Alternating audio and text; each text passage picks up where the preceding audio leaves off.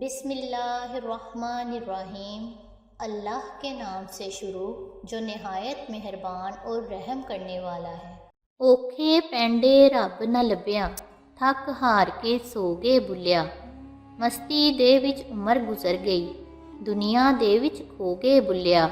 دن لنگ گئے سکھاں والے، غماں دی آ گئی رات وے بھلیا۔ کلی جان تے گپ ہنیرا، سنگی چھڈ گئے راہ وچ بھلیا۔ آج ہم بات کریں گے ایک بہت ہی معروف پنجابی شخصیت کی، جو کہ پنجابی شاعری میں اپنا ایک الگ ہی مقام رکھتے ہیں، جنہیں بابا بلے شاہ کے نام سے جانا جاتا ہے۔ بابا بلے شاہ کا اصل نام عبداللہ شاہ تھا۔ سرکار بلے شاہ 6 دسمبر 1680 عیسوی میں اچ گلانیہ میں پیدا ہوئے۔ سرکار بلے شاہ اچ شریف کے بارے میں یہ کہتے تھے: تسی بھی اچے تاڈی ذات بھی اچی، تسی وچ اچ دے رہندے، اسی قصوری ساڈی ذات قصوری، اسی وچ قصور دے رہندے۔ آپ کا نام عبداللہ تھا، لیکن وہاں کے لوگ آپ کو عبداللہ شاہ کی بجائے بلے شاہ کہتے تھے۔ اپنے نام بلے شاہ پر ہی آپ راضی رہے، اور یوں عبداللہ شاہ سے بلے شاہ کا سفر شروع ہوا۔ لوگ جب آپ کو کوئی نذرانہ بھیجتے تھے تو یہ نہیں کہتے تھے کہ عبداللہ شاہ کے لیے ہے، بلکہ کہتے تھے کہ بلے شاہ کے لیے ہے، اور یوں آپ کا اسم سب سے منفرد ہو گیا، بلے شاہ۔ کچھ وقت اچ میں گزارنے کے بعد آپ قصور کے پاس ایک علاقہ جسے پانڈو کے نام سے جانا جاتا ہے میں منتقل ہو گئے۔ سرکار بابا بلے شاہ کے والد کا نام شاہ محمد درویش تھا، اور آپ کی والدہ کا نام فاطمہ تھا۔ آپ کی ولادت سے تقریباً 6 ماہ پہلے آپ کے والد محمد درویش بخارا سے ہجرت کر کے اچ میں رہنے لگے تھے۔ جیسا کہ آپ کے والد دین کے عالم اور عربی فارسی پر عبور رکھتے تھے، تو وہاں کے لوگوں نے سید سمجھ کر آپ سے گزارش کی کہ ہمیں اپنے علم سے فیض یاب کریں، اور یوں شاہ محمد درویش وہاں کی مسجد میں امامت کے فرائض انجام دینے لگے اور بچوں کو قرآن مجید پڑھانے لگے۔ بلے شاہ سرکار نے اپنی ابتدائی تعلیم اپنے والد محترم سے ہی حاصل کی۔ بعد میں قصور جا کر قرآن و حدیث، فقہ، منطق میں اعلیٰ تعلیم حاصل کرنے لگے۔ بلے نو لوکی متا دیندے، بلیا آ بہ جا وچ مسیتا کی کچھ ہوندا، جے دلوں نماز نہ نیتی، بارو پاک کیتے کی ہووے، جے اندروں رہی پلیتی، بنا کامل مرشد بلیا ایویں گئی عبادت کیتی۔ سرکار بلے شاہ دین کا علم بھی سیکھتے تھے اور ساتھ ساتھ گاؤں کی بھینس بکریاں بھی سنبھالتے تھے۔ ایک دفعہ آپ حسب معمول اپنے مویشی چرانے کے لیے چراگاہ تشریف لے گئے۔ مویشیوں کو چرنے کے لیے چھوڑنے کے بعد آپ ایک درخت کے نیچے لیٹ گئے، اور لیٹتے ہی آپ کی آنکھ لگ گئی، اور ادھر مویشی کسی کے کھیت میں داخل ہو کر فصلوں کو خراب کرنے لگے۔ کچھ ہی دیر میں کھیت کے مالک، جس کا نام جیون خان تھا، کو پتہ چلا کہ کسی کے مویشی اس کی فصل خراب کر رہے ہیں، تو وہ فوراً مویشی چرانے والے کو ڈھونڈنے لگا، اور وہ بالآخر اس درخت کے پاس پہنچ گیا جہاں سرکار بلے شاہ آرام فرما رہے تھے۔ لیکن وہاں کا منظر دیکھ کر وہ چونک گیا، کیونکہ وہاں بابا بلے شاہ سرکار کے سر کے پاس ایک ناگ بیٹھا پہرا دے رہا تھا، اور آپ پرسکون نیند سو رہے تھے۔ لیکن کھیتوں کا مالک یہ سمجھا کہ ناگ نے آپ کو ڈس لیا ہے، اور خدا نخواستہ آپ جہان فانی سے رخصت فرما گئے ہیں۔ وہ پریشانی کے عالم میں بھاگتا ہوا کسی بھی طرح آپ کے والد کے پاس آ پہنچا، اور آپ کے والد محترم شاہ محمد درویش سے کہا کہ آپ کے بیٹے کو سانپ نے ڈس لیا ہے، اور اس کے مویشیوں نے میری فصلیں برباد کر دی ہیں۔ آپ کے والد محترم اور گاؤں کے کچھ لوگ فوراً اس جگہ پہنچے۔ لوگوں نے بھی یہ منظر اپنی آنکھوں سے دیکھا۔ ایک سانپ آپ کے سر کے پاس پھن پھیلائے بیٹھا ہے۔ لوگوں کی آہٹ سن کر سانپ فوراً بھاگ گیا، اور آپ لوگوں کی آواز سن کر بیدار ہو گئے اور پوچھا کہ کیا ہوا ہے، سب لوگ کیوں جمع ہیں؟ تو آپ کے والد محترم نے فرمایا کہ بیٹا، لوگ شکایت کر رہے ہیں کہ آپ کے بیٹے کی لاپرواہی کی وجہ سے ہماری فصلیں برباد ہو گئی ہیں۔ تو آپ نے فرمایا، کون سی فصل اور کس کی فصل برباد ہو گئی ہے؟ تو آپ کے والد نے جیون خان کی طرف اشارہ کرتے ہوئے کہا کہ ان کا کہنا ہے کہ ان کی فصل آپ کے مویشیوں نے خراب کی ہے۔ تو سرکار بلے شاہ نے فرمایا کہ آپ جا کر پہلے دیکھ تو لیں کہ کیا واقعی فصلیں برباد ہوئی ہیں۔ تو جیون خان فوراً لوگوں کو کھینچ کر اپنے کھیت کی طرف لے گیا، لیکن وہاں جا کر وہ حیران رہ گیا کہ اس کی فصلیں پہلے سے بھی زیادہ ہری بھری کھڑی تھیں، اور لوگ بھی حیران تھے کہ فصلوں کو تو کسی بھی قسم کا نقصان نہیں ہوا۔ جیون خان اور لوگوں کو سانپ کا سرکار بلے شاہ کو بغیر نقصان پہنچائے چلے جانا، اور مویشیوں کا فصلیں چرنے کے باوجود فصلوں کا اپنی اصلی حالت میں برقرار رہنا دیکھ کر یقین ہو گیا کہ بابا بلے شاہ سرکار کوئی عام ہستی نہیں ہے۔ تمام لوگ اسی وقت آپ کے پیروکار بن گئے اور آپ کو عزت و احترام کی نگاہ سے دیکھنے لگے۔ آپ نے بچپن سے ہی بڑی محنت کی۔ آپ دیر تک سوچتے رہتے کہ اصل مقصد حیات کیا ہے۔ آپ نے قرآن و حدیث کے علاوہ گلستان بوستان بھی پڑھی۔ سرکار بلے شاہ کو محسوس ہوا کہ علم جتنا بھی حاصل کر لیا جائے، انسان کا دل مطمئن نہیں ہو سکتا۔ آپ قصور میں جس استاد کے شاگرد بنے، ان کا نام حافظ غلام مرتضیٰ تھا۔ آپ نے عربی، فارسی اور تصوف کی تعلیم بھی حاصل کی۔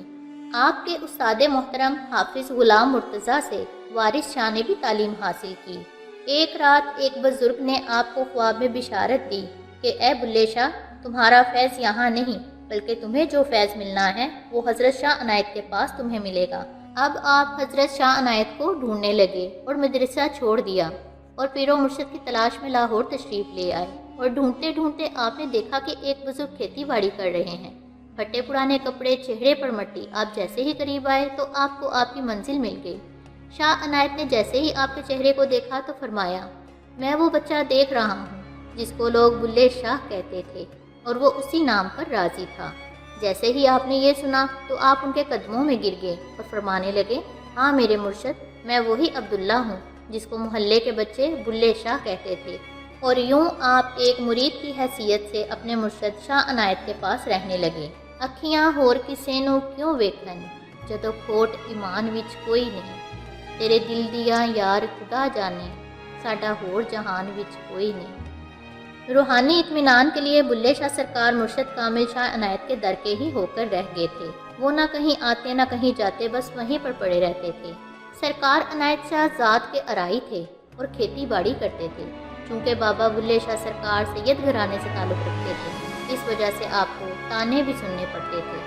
بلے نو سمجھاون آئیاں بھیناں تے پرجائیاں، من لے بلیا ساڈا کہنا، چھڈ دے پلہ رائیاں، آل نبی اولاد علی نو تو کیوں لیکا لائیاں۔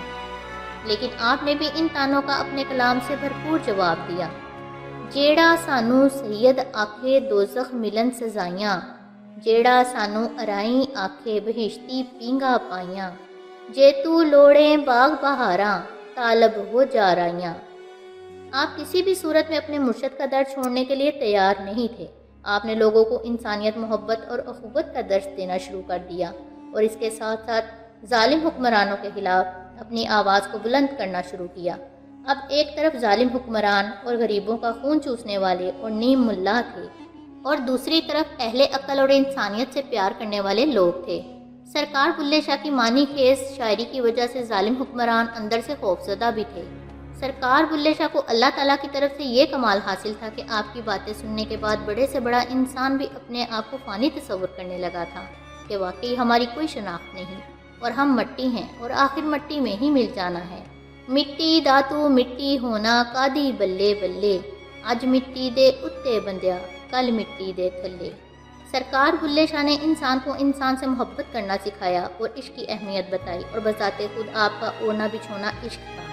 بلے شاہ سرکار کے رہن سہن اور طریقت پر بہت سے مفتی اور ملا حضرات کو اعتراض تھا، لیکن آپ سرکار نے ان کے اعتراضات کا یوں جواب دیا، بلے نالو چلہ چنگا جستے تام پکائی دا، رل فقیرہ مجلس کیتی تے پورا پورا کھائی دا، تے ملا نالو ککڑ چنگا جڑا ستا ملک جگائی دا، بلے شاہ رب تاں ملسی جے بکرا بنے کسائی دا۔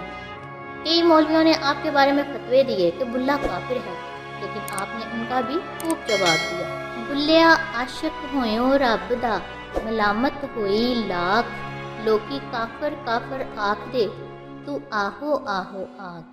کئی مفتیوں نے آپ کے خلاف یہاں تک کہا کہ آپ اسلام کے خلاف چل رہے ہیں۔ یہ اورنگزیب عالمگیر کا دور حکومت تھا۔ آپ کی شاعری سے نہ صرف مفتی اور ملا حضرات تنگ تھے بلکہ بادشاہ وقت اورنگزیب بھی نالاں تھے۔ جب وہاں کے لوگوں کا رویہ آپ کے ساتھ انتہائی منافقانہ ہو گیا تو آپ نے وہاں سے ہجرت کرنا ہی مناسب سمجھا۔ بلے شاہ اسی جوگی ہوئے، ساڈے سپاں نال یارانے، ساڈے انگ انگ زہرا رچیاں، ساڈا درد کوئی نہ جانے۔ آپ لاہور تشریف لے آئے اور شاہ عنایت سرکار کی ناراضگی کا سامنا کرنا پڑا۔ مرشد کامل کو آپ کے خلاف کر دیا گیا کہ بلے شاہ جو کلام کہتے ہیں وہ شریعت کے خلاف ہے اور اس سے شاہ عنایت کی ساکھ کو بھی خطرہ ہو سکتا ہے۔ کرم شراد ترم دسن سنگل پاون پیری، ذات مذہب اے عشق نہ پچھدا، عشق شرادا ویری۔ آپ کے مرشد کے چیلوں نے شاہ عنایت سرکار کو اس قدر آپ سے متنفر کر دیا کہ حضرت شاہ عنایت نے فرمایا کہ آج سے بلے شاہ کا فیض بند۔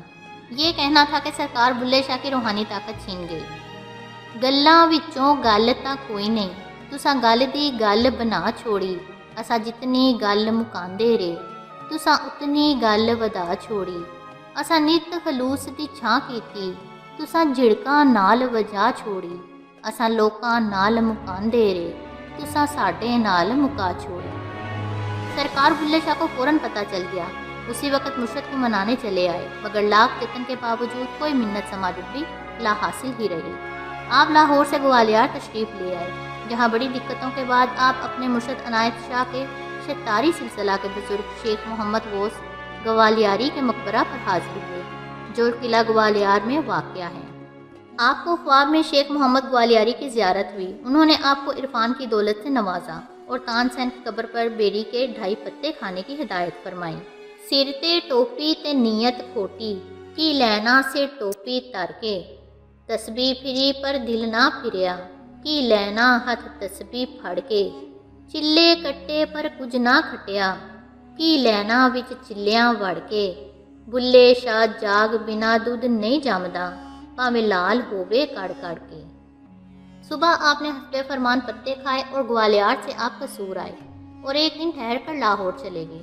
وہاں قوالوں سے ملے اور عارفانہ کلام گا کر اپنے مرشد کامل پیر شاہ عنایت کو منایا۔